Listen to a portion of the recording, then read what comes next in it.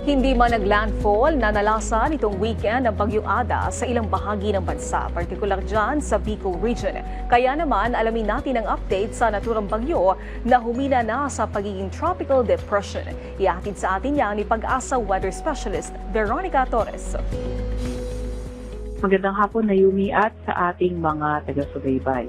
Ngayong araw nga ay may minomonitor pa rin tayong bagyo sa loob ng ating Philippine Area of Responsibility. Ito ay may local name na Ada at ito ay nasa Tropical Depression category. Kaninang alas 10 na umaga, ito ay huling namataan sa layong 445 km. Silangan ng kasiguran Aurora, nagtataglay ng lakas na hangin na 55 km per hour malapit sa sentro at puso na abot 70 km per hour.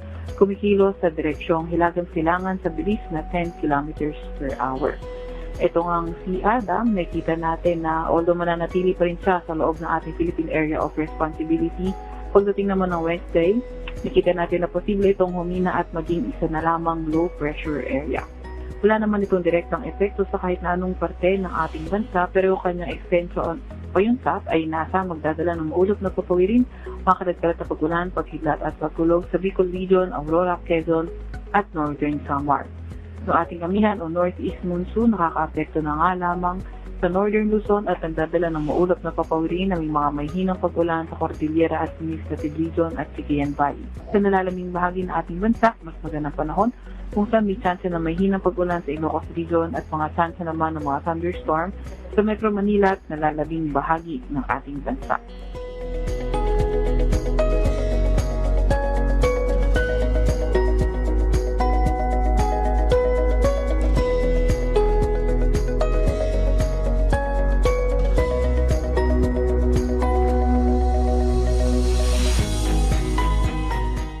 Gayunpaman, base nga rin sa ating tropical cyclone threat potential, sa week ng January 23 to 29 not ruled out na magkakaroon tayo ng isang low pressure system na posibleng pumasok ng ating Philippine Area of Responsibility.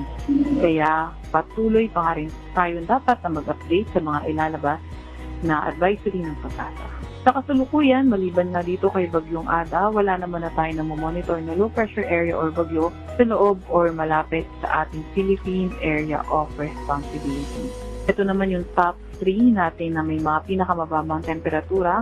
Ang pinakamababang na itala ngayong araw ay umabot sa 12.7 degrees Celsius sa may Benguet, followed by sa may Baguio, kung saan umabot ng 14.8 degrees Celsius ang minimum temperature, at sa may Basco, Batanes, kung saan umabot ng 18.8 degrees Celsius ang minimum temperature.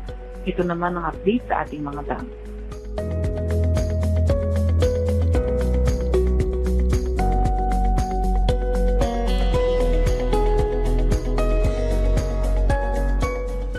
At yan nga muna ang pinakahuli sa rigay ng ating panahon. Mula sa Weather Forecasting Center ng Pag-asa, Veronica Torres. Maraming salamat Pag-asa Weather Specialist Veronica Torres.